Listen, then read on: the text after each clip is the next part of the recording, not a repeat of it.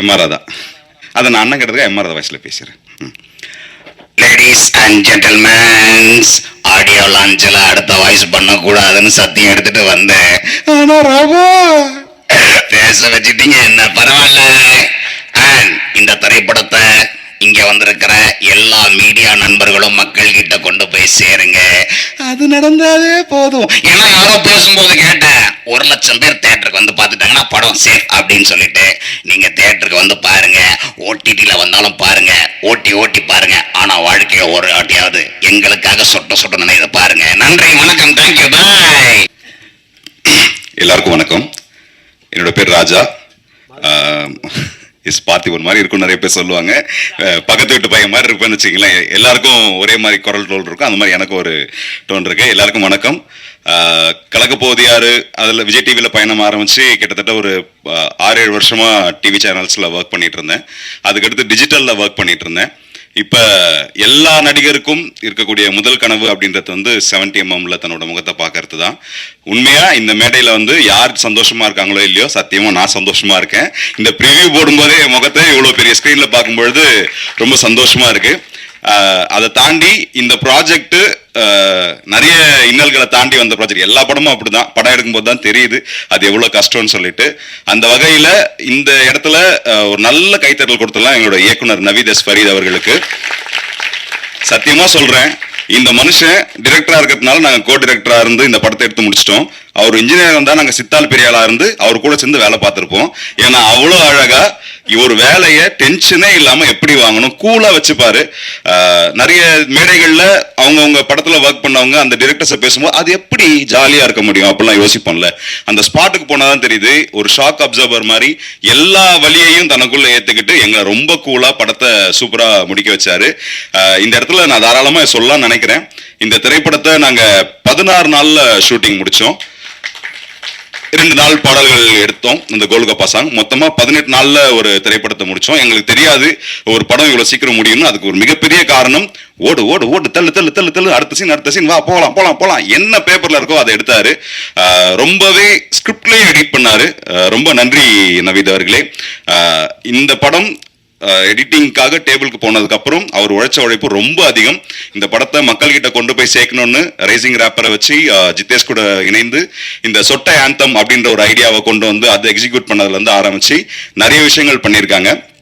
அதை தாண்டி இந்த படத்தில் நடிச்ச நிறைய பேருக்கு இது முதல் திரைப்படம். ஒரு நல்ல கைத்தட்டல் அந்த எல்லாருக்கும் கொடுத்துடலாம். எல்லாருக்கும் வாழ்த்துக்கள். உண்மையாவே ஒரு ஃபேமிலி மாதிரி இருந்தது. பொதுவா ஒரு திரைப்படம் பண்ணிருக்கீங்க, இந்த படம் எப்படி இருக்கும் எல்லாருமே கேட்பாங்க. என்னைய கேட்டீங்கன்னா இந்த படத்துக்கு திரைக்கதை எழுதியிருக்கேன், வசனம் எழுதியிருக்கேன், கோ டைரக்ஷன் பண்ணியிருக்கேன், நடிச்சிருக்கேன். என்னடா இவ்வளவு வேலை பார்த்திருக்கேன் அப்படின்னா, நான் விஜய் டிவில வேலை பார்க்கும் போதும் ஸ்கிரிப்ட் எழுதியிருக்கேன், நடிச்சிருக்கேன். டிஜிட்டல்ல பண்ணும்பொழுதும் நான் எழுதியிருக்கேன், நடிச்சிருக்கேன். ஸோ இங்க எனக்கு வந்து அது பெருசா தெரியல. ஆனா இவ்வளவு பெரிய வேலையை ப்ரோ நீங்க பண்ணுவீங்க ப்ரோ, தாராளமா பண்ணுங்க போன்னு தோலை தட்டி பின்னாடி ஒரு பேக்கப்பா இருந்த நவீதுக்கு தனிப்பட்ட முறையில ஒரு நன்றியை தெரிவிச்சுக்கிறேன். இந்த திரைப்படம் எந்த மாதிரியான திரைப்படம் அப்படின்னா, நம்ம எல்லாரும் வேலையை விட்டு போயிட்டு ஒரு 9 மணி 10 மணி போல வீட்டுக்கு ரீச் ஆயிட்டு கை கழுவிட்டு சாப்பிட உட்காருவோம். அப்ப யதார்த்தமா ஒரு டிவி சேனல் வச்சா ஒரு படம் போயிட்டு இருக்கும். அந்த படத்தை பாதியில இருந்தா நம்ம உட்கார்ந்து பார்க்க ஆரம்பிப்போம். ஆனா கை கழுவிட்டு படுத்துக்கிட்டு அந்த படத்தோட கிளைமேக்ஸ் வரைக்கும் பார்த்துட்டு தான் தூங்குவோம். ஸோ ஒரு திரைப்படத்தை எப்போ வேணாலும் நீங்க உள்ள போயிட்டு கிளைமேக்ஸ் வரைக்கும் நீங்க டிராவல் பண்ணலாம் அப்படின்னு வெகு சில படங்கள் தான் இருக்கு. சமீபத்தில் வெகு சில படங்கள் தான் இருக்கு. அந்த மாதிரியான ஒரு திரைப்படம் தான் சொட்ட நனையுது. ஸோ ஜாலியா நீங்க உட்கார்ந்து சிரிச்சுக்கிட்டே பார்க்கலாம். ஒரு புன்முறுவலோட தான் திரைப்படத்தை பார்ப்பீங்க. எங்கேயுமே முகம் சுளிக்க மாட்டீங்க. படத்துல சண்டை காட்சிகள் கிடையாது. ஸோ அது எங்களுக்கும் தெரியாதுன்றதுனால நாங்கள் அதை வைக்கல. இருந்தாலும் இல்ல ரிஸ்க் எடுக்க வேணாம். எப்பவுமே காமெடின்றது வந்து சீரியஸ் மிஸ்ன்னு சொல்லுவாங்க. செட்டிலேயே இப்படியே இருந்தாங்கன்னா எனக்கே ஆயிடும், என்ன டைலாக் ஒர்க் அவுட் ஆகலையோ, ஏன் சிரிக்க மாட்டாங்க அப்படின்னு. பட் ஆனா எல்லாருமே அந்த எடிட்டிங் முடிஞ்சு டப்பிங் வரும்பொழுது எல்லா ஆர்டிஸ்டுமே ரொம்ப என்ஜாய் பண்ணாங்க. மற்றவங்க சீன்ஸை பார்த்து சிரிச்சிட்டு இருந்தாங்க. அதுவே எனக்கு ரொம்ப சந்தோஷமா இருந்தது. அதை தாண்டி இந்த திரைப்படத்துல நீங்க ட்ரெய்லர் பார்க்கும்போது தெரிஞ்சிருக்கும், விஜய் டிவியின் முகங்கள் நிறைய பேரை நீங்க பார்த்திருப்பீங்க. விஜய் டிவியில இருக்கக்கூடிய நிறைய நடிகர்களை நீங்க ஒரு மிமிக்ரி ஆர்டிஸ்டா பார்த்திருப்பீங்க, இல்ல ஒரு கெட்டப் போடுறவனா பார்த்திருப்பீங்க. எல்லாருக்குள்ளேயும் இருக்கிற ஒரே ஒரு ஏக்கம் தான் நடிகனா மாறணும்னு. இந்த திரைப்படத்துல நீங்க அந்த கேபி ஆர்டிஸ்டா நிறைய திரைப்படங்கள்ல பார்த்திருப்பீங்க. இந்த திரைப்படத்துல அவங்க எல்லாம் ஒரு கேரக்டர் ஆர்டிஸ்டா நடிச்சிருக்காங்க. அதுக்கு ஒரு நல்ல கைத்தட்டலும் கொடுத்துடலாம், அவங்களுக்கு வாழ்த்துக்களும் தெரிவிச்சிடலாம்.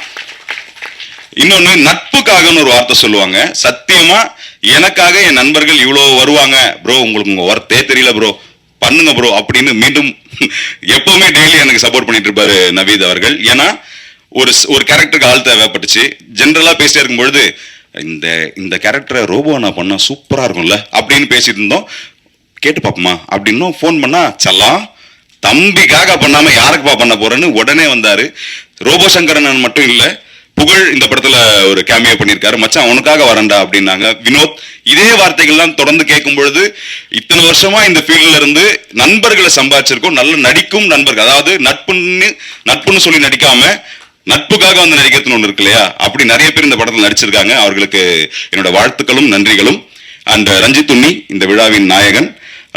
ஒவ்வொரு சாங்கும் ஒவ்வொரு வெரைட்டியா இருக்கும். உங்களுக்கு சர்ப்ரைஸ் எலிமெண்டா இன்னைக்கு ஜூக் பாக்ஸ்ல இன்னொரு சாங்கும் இருக்கு, ஒரு சூப்பரான சாங். அதை நீங்க தனியா ஹெட்செட் போட்டு கேளுங்க. உங்க மனசுக்குள்ள வலிகள் இருந்ததுன்னா அந்த பாடல் அந்த வலிகளுக்கு ஒரு தைலமாவது இருக்கும். ஏன்னா சூப்பரான ஒரு சாங், அதை நாங்க ஒரு ஹிடன் ஜெம்மா வச்சிருக்கோம். அது மட்டும் இல்லாம இந்த படத்துல பேக்ரவுண்ட் ஸ்கோர் சூப்பரா பண்ணியிருக்காரு. ஏன்னா நீங்க தியேட்டர்ல பார்க்கும் பொழுது ரொம்ப உங்களை என்கேஜ் பண்ற மாதிரியே இருக்கும். ஸோ நல்ல ஒர்க் ப்ரோ, தேங்க்யூ. அண்ட் எனக்கு ஒரு மனுஷனுக்கு வந்து ஒரு மிகப்பெரிய நன்றி சொல்லணும். இன்னைக்கு நான் இங்க நின்று நான் மேடையில பேசுறேன் அப்படின்னா அங்க இருந்து ஒருத்தர் என்னை பார்த்துட்டு இருக்காரு. அவர் தான் நான் காலேஜ்ல ஸ்டேஜ் ஏறும் பொழுது அவரு டைலாக் சொல்ல சொல்ல நான் எழுதுவேன். இன்னைக்கு சொட்ட சொட்ட படத்துக்கு நான் எழுதியிருக்கேன். எனக்காக வந்து உட்கார்ந்துருக்காரு என்னோட ஆசான், என்னோட குருநாதர், என் அண்ணன் கல்லூரி வினோத் அவர்கள். குருநானக் காலேஜ்ல என்னோட சீனியர். அவரோட எல்லா பயணங்கள்லையுமே ரொம்ப சப்போர்ட்டிவா எங்களுக்காக நிறைய வார்த்தைகள் சொல்லிட்டே இருப்பாரு. இன்னைக்கு ட்ரெய்லர் பார்த்த உடனே எனக்கு விஷ் பண்ணார். எனக்கு இதை விட பெருசா எதுவுமே இல்லை. ஏன்னா எப்படி ஈன்ற பொழுதும் தன் மகனை சான்றோன்னு கேட்ட தாயின்வாங்களோ அதே மாதிரிதான் எனக்கு ஒரு அண்ணன். அவர் முன்னாடி ஆனா நான் ஒரு படம் பண்ணியிருக்கேனே அண்ணே, உங்க தம்பி நானும் வந்துட்டேனே. ஏன்னா 2017 சர்வர் சுந்தரம்னு ஒரு திரைப்படம். அந்த திரைப்படத்துல அண்ணனும் ஒர்க் பண்ணாங்க, நானும் ஒர்க் பண்ணேன். அண்ணன் அதுக்கு முன்னாடி நிறைய திரைப்படங்கள் ஒர்க் பண்ணியிருந்தாங்க. அவங்களுக்கு சினிமா வந்து பழக்கப்பட்டது, எனக்கு சினிமா அதான் ஃபர்ஸ்ட். அன்னிலிருந்து ரொம்ப வருஷமா ஏங்கிட்டே இருந்தேன். ஒரு படம் பண்ணிட்டோம், வரல. பட் எஸ், ஒரு திரைப்படம் வராம இருக்கிறதுக்கு 1000 காரணங்கள் இருக்கலாம். ஒரு நடிகனா ஒரு ஏக்கம் மட்டும் இருந்தது. அந்த ஏக்கம் இந்த மேடையில இன்னிலிருந்து அது அழிக்கப்படும்னு ஒரு நம்பிக்கை எனக்கு இருக்கு. ஸோ இந்த திரைப்படத்தில் ஒர்க் பண்ண சில பேரை நான் யாரையும் சொல்லலை அப்படின்னா மன்னிச்சிருங்க. ஏன்னா எல்லாருமே ஒரே டீம் தான். நம்மளை நாமளே வாழ்த்துக்கிறதுன்றது நம்ம எப்போ ஒவ்வொரு மூச்சிலும் இருக்கும். வாழ்த்துக்கள் அனைவருக்கும், நன்றி, தேங்க்யூ. அண்ணே மிமிக்ரியா என்ன கேபிஐ சாம்பியன்ஸ் மாதிரி ஆக்கிடுவீங்களாட்டிருக்கேண்ணே. இல்ல வந்த உடனே ஜெனரலா பார்த்திபன் சார் அப்படின்ட்டீங்களா, அது இயல்பா வருது. ஸோ இந்த மேடையில பார்த்திபன் சார் அவர் வந்து நம்ம படத்துக்காக பேசியிருந்தா. எல்லாருக்கும் வணக்கம். வணக்கம் சொன்னோடனே சிரிக்கிறீங்க. வணக்கம்னு திரும்பி சொல்லணும். பரவாயில்ல, நீங்க திரும்பி சொன்னீங்கன்னா பின்னாடி ஒருத்தர் இருப்பாரு, அதனால முன்னாடியே சொல்லுங்க. எல்லாருக்கும் வணக்கம். இந்த திரைப்படத்தோட பேரு சொட்ட சொட்ட நினையுது. ஆனா படத்துல உங்களை எங்கேயுமே நினைய வைக்காது. சிரிச்சு சிரிச்சு சந்தோஷமா இருப்பீங்க. ஜாலியா வாங்க, ஜாலியா போங்க. ஜாலியா இருக்கணுன்றதுக்காக வேற ஒருத்தவங்க கூட போயிடாதீங்க. நீங்க வந்தவங்களோடய போங்க. நன்றி, வணக்கம், தேங்க்யூ, பாய். ஸோ ஏமா நிறைய ஞாபகம் வச்சிருந்தேனே, பட்டுனூர் வாய்ஸை கேட்டு முடிச்சு விட்டீங்க. அண்ட் எம்ஆர் ராதா, இதுதான் இந்த மனுஷங்கிட்ட பிடிச்சது. அவருக்கு தெரியும் மீட்டர், வேணாம் வாங்க அப்படின்னாரு. அப்படியா, எங்க இயக்குனர் சொல்லிட்டாருன்னா தட்டுறதுக்கு ஒன்றும் இல்லை. கடைசியா ஒரே ஒரு விஷயம் பேசணும். அதை நான் அண்ணன் கிட்டதுக்கு எம்ஆர் ராதா வாய்ஸ்ல பேசுறேன். லேடிஸ் அண்ட் ஜென்டில்மேன்ஸ், ஆடியோ லான்ச்ல அடுத்த வாய்ஸ் பண்ணக்கூடாதுன்னு சத்தியம் எடுத்துட்டு வந்தேன். ஆனா ராபா பேச வச்சுட்டீங்க, என்ன பரவாயில்ல. அண்ட் இந்த திரைப்படத்தை இங்க வந்திருக்கிற எல்லா மீடியா நண்பர்களும் மக்கள் கிட்ட கொண்டு போய் சேருங்க. அது நடந்தாலே போதும். ஏன்னா யாரோ பேசும்போது கேட்டேன், 1,00,000 பேர் தியேட்டருக்கு வந்து பார்த்துட்டாங்கன்னா படம் சேஃப் அப்படின்னு சொல்லிட்டு நீங்க தியேட்டருக்கு வந்து பாருங்க.